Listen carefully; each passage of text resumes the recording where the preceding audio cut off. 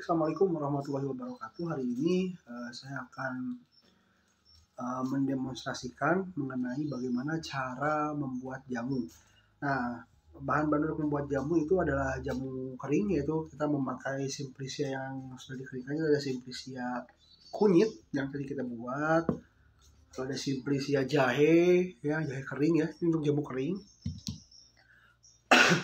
Untuk simplisia basahnya atau untuk jamu basahnya, mohon maaf, ini ada jahe yang masih basah dan juga ada kunyit yang masih basah. Nah, dan juga untuk penetral ada air biasa sebagai penetralisir. Nah, bahan-bahan yang dibutuhkan ada gelas, bahannya kunyit, jahe, air, juga sendok untuk mengaduk. Nah, langkah selanjutnya kita akan menuangkan air panas kepada jamu ya, atau kepada bahan-bahan yang sudah disediakan. Nah, air panas ini kurang lebih suhunya 80 derajat, jangan terlalu panas, jangan terlalu di bawah suhu rata-rata juga gitu ya. Tujuannya ini adalah dengan metode diseduh. Tujuan kenapa saya tidak menggunakan air yang panas terlebih dengan suhu yang mendidih sampai direbus, itu adalah untuk tidak merusak zat aktif yang ada di dalam simplisia atau dalam tanaman ini, karena beberapa zat aktif esensial ya di dalam tanaman ini tentu memiliki titik didih yang berbeda. Ditakutkan ketika dengan metode merebus ya dengan suhu yang mendidih, zat-zat aktif yang ada dalam simplisia itu atau dalam tanaman yang akan kita buat jamu itu menjadi menguap, sehingga zat-zat aktif itu tidak terkonsumsi atau tercerna dengan baik di dalam tubuh. Jadi saya pribadi di sini dengan metode menyeduh agar saya ingin bahwa zat-zat aktif yang esensial di dalam tanaman-tanaman ini tidak hilang dan tidak menguap hanya karena suhu air yang terlalu berlebih. Oke, mari kita masukkan dulu. Bismillahirrahmanirrahim.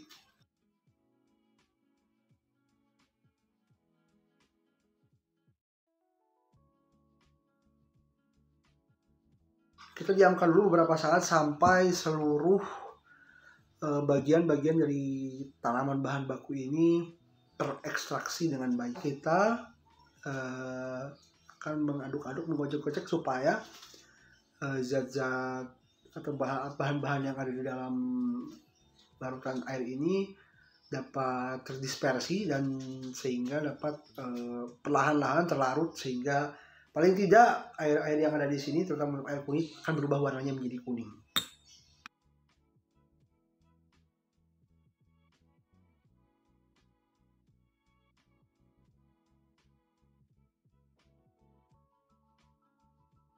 Tanaman pertama yang akan saya uji organoleptis adalah tanaman jahe. Dapat kita bandingkan perbedaan antara jahe yang sudah dikeringkan dengan yang kering ya, simplisia jahe, dan simplisia jahe yang masih basah.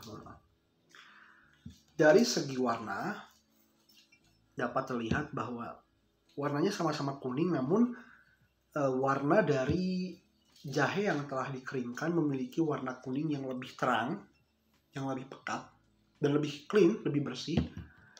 Sedangkan jahe yang basah atau jamu basah ini memiliki kuning yang lebih pucat, lalu ada sedikit keruh, agak sedikit keruh, dapat lihat agak keruh ya dari segi warna. Dari segi aroma,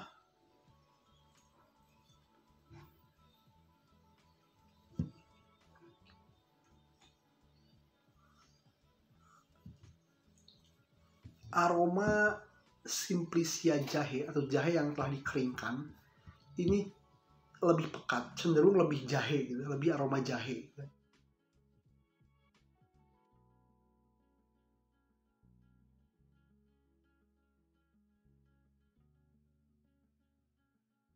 bahwa rasa dari jahe yang telah dikeringkan atau Simplicia jahe ini lebih terasa, lebih pekat dan lebih nyerang di tenggorokan, lebih nyerang. Jahe yang telah atau jahe yang masih basah ini rasanya cenderung tawar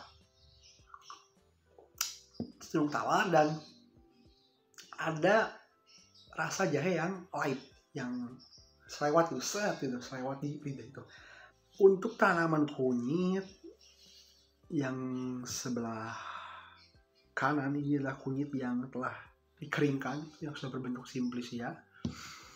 Sebelah kiri ini adalah kunyit yang masih basah. Jadi ini jamu kering, ini jamu basah. Oke. Dari segi warna,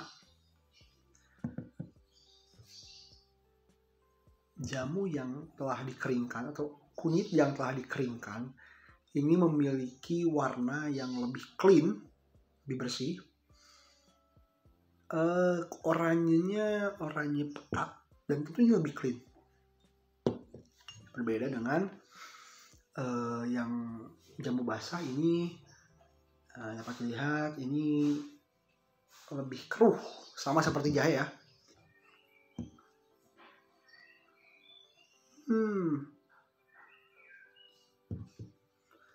Secara mengejutkan bahwa aroma dari jamu yang kering ini kurang keluar, beda seperti jahe.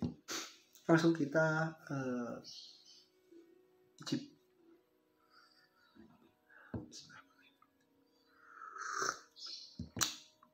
Oke.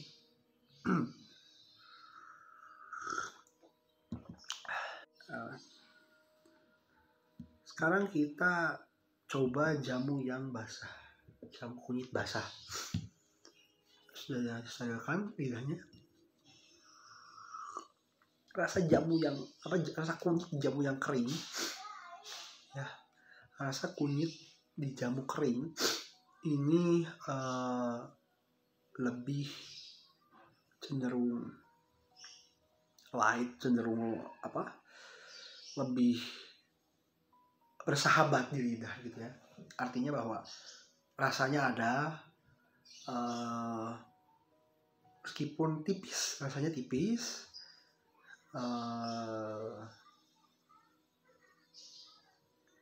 dan aromanya juga tipis. Dan menurut saya bahwa rasa di jamu kunyit ini lebih dapat diterima oleh lidah dan perut gitu ya, di jamu kunyit yang kering ini, karena tidak terlalu menyengat, tidak terlalu nendang istilahnya.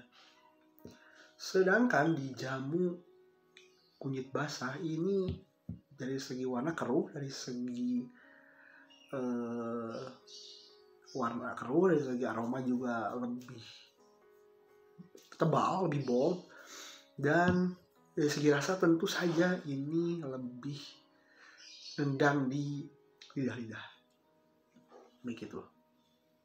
Jadi sangat berbanding terbalik dengan jahe, di mana jahe ini yang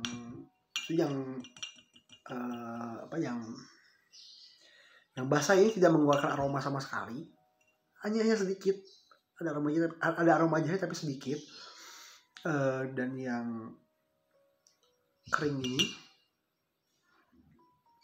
lebih lebih menyengat, lebih terasa, rasanya lebih, bahkan ini yang jahe kering ini lebih nyerang gitu ya ke tenggorokan.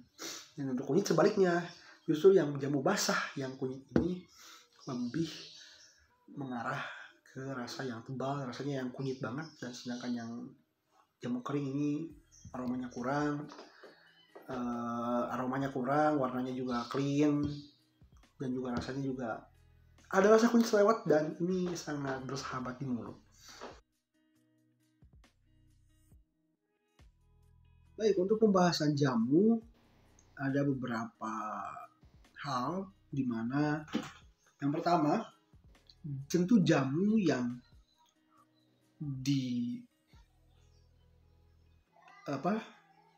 disajikan ya dengan cara direbus dengan suhu air mendidih dan dengan diseduh dengan menggunakan suhu tertentu seperti menggunakan tumbler ya, isi air panas lalu diisi air dingin dari dispenser, lalu dituangkan ke dalam jamu, tentu akan memiliki hasil yang berbeda. Yang pertama adalah dari segi rasa, dari segi organoleptis, warna, rasa, bau, aroma itu akan memiliki akan lebih berbeda. Jamu yang diseduh dengan menggunakan suhu yang mendidih itu rasanya akan, menurut beberapa literatur atau beberapa orang yang mencoba gitu ya, sama seperti kopi atau yang lainnya, ketika kita menjenuh sebuah tumbuhan atau tanaman yang hasil untuk obat, ketika suhu yang berlebih itu akan mengalami yang namanya over extract. Apa itu over extract? Over extract ini merupakan, jadi ekstraksinya berlebih. Apa yang terjadi jika over extract? Tentu yang pertama adalah rusak dari segi warna, dari sisi rasa, terutama dari sisi rasa akan sangat berbeda oleh orang-orang yang memiliki mulut atau memiliki lidah yang tajam. Akan langsung ketahuan bedanya seperti apa yang direbus dan yang diseduh dengan menggunakan suhu tertentu. Itu akan mengalami yang namanya over extract atau ekstraksi berlebih. Rasanya menurut beberapa pengalaman dari orang-orang itu rasanya akan pahit. Pahitnya itu pahit yang tidak karuan. Rasanya itu full atau didominasi oleh rasa yang masak atau rasa yang gosong. Nah itu fenomena over extract terjadi gitu. Rasanya itu akan dominan pahit dan gosong. Tidak ada aroma menyengat, tidak ada aroma manis, tidak ada aroma rasa manis dari jahe. Kan ada ketika hidup ada rasa dan aroma yang manis, aroma yang menyengat, itu tidak ada. Ketika over extract semuanya full pahit, full seperti gosong aroma dan rasanya. Itu over extract. Kebalikan dari over extract, ketika kita menyeduh dengan suhu yang terlalu rendah, itu akan mengalami yang namanya under extract. Jadi rasa, aroma, warna itu tidak keluar sama sekali. Rasa, aroma, warna itu tidak keluar sama sekali ketika mengalami under ekstraksi. Yang keluar hanyalah rasa dari air biasa. Pun ada rasa dan aroma itu hanya light, hanya selewat gitu. Itu yang terjadi ketika under ekstrak. Dan rasa pun akan tidak menjadi maksimal. Dan tentu khasiat-khasiat pun tidak akan menjadi maksimal. Itu rusak dari sisi organoleptisnya. Yang kedua, rusak dari sisi kandungan kimianya. Ada beberapa komponen dari bahan-bahan kimia yang mempengaruhi rasa. Yang pertama, ketika kita mencoba jamu lalu merasakan rasa kesep di lidah, itu berarti kita sedang merasakan senyawa yang namanya tanin di dalam tumbuhan tradisional tersebut. Itu namanya tanin. Tanin itu akan terasa kesep. Ketika kita merasa manis, seperti dalam jahe kan ada aroma manis, ada rasa manis, terutama di dalam jahe yang bentuk simplisia, itu berarti kita sedang merasakan yang namanya senyawa flavonoid. Terdapat senyawa flavonoid di dalam jahe, sehingga ketika kita merasakan jamu dari jahe tanpa ditambah gula akan terasa manis, akan terhirup manis. Itu adalah aroma dan rasa dari senyawa flavonoid. Yang ketiga, ketika kita merasakan rasa yang sangat getir, pahit, itu berarti kita sedang merasakan senyawa dari alkaloid. Nah, senyawa dari alkaloid. Ya, jadi ketika kita seperti jamu sambiloto, broto wali, itu kan sangat terkenal dengan pahitnya. Itu itu berarti di dalam tumbuhan itu berarti mengandung alkaloid yang tinggi sehingga rasanya rasa pahit. Nah, ketika kita mengekstrak dari jamu ini, adanya over ekstraksi atau under ekstraksi, maka semua itu rusak. Terutama over ekstraksi ya. Over ekstraksi ini masing-masing senyawa, tentu senyawa ini senyawa yang besar ya, saponin. Ada saponin itu, kalau kita saponin itu seperti sabun akan mengeluarkan buih gitu ya. Ada saponin. Ada saponin, flavonoid, alkaloid, tanin. Lalu ada turunan-turunannya seperti kalau di dalam jahe ada zingiberol, ada kalau di kunyit ada kurkumin, fumerol, dan lain sebagainya. Itu akan rusak karena masing-masing senyawa itu memiliki titik didih atau titik leleh yang berbeda. Sehingga misal ada senyawa tertentu yang memiliki titik didihnya hanya 85 derajat, sedangkan kita merebus itu dengan suhu 100 derajat kan, air mendidih. Maka senyawa yang memiliki titik di 85 derajat itu akan hilang, akan rusak, dan akan menguap. Sehingga dari sisi khasiat itu tidak akan bekerja maksimal. Tentu sama halnya dengan under ekstraksi. Bahwa ketika kita menyeduh dengan suhu yang dingin atau suhu kamar airnya itu, maka senyawa yang ada di dalam tanaman itu tidak akan keluar secara maksimal. Itu. Nah, perbedaan itu yang pertama. Nah, yang kedua adalah pembahasan itu adalah perbedaan antara jamu kering dan jamu basah. Oke, jamu kering, hal yang sangat mencolok adalah dari warna.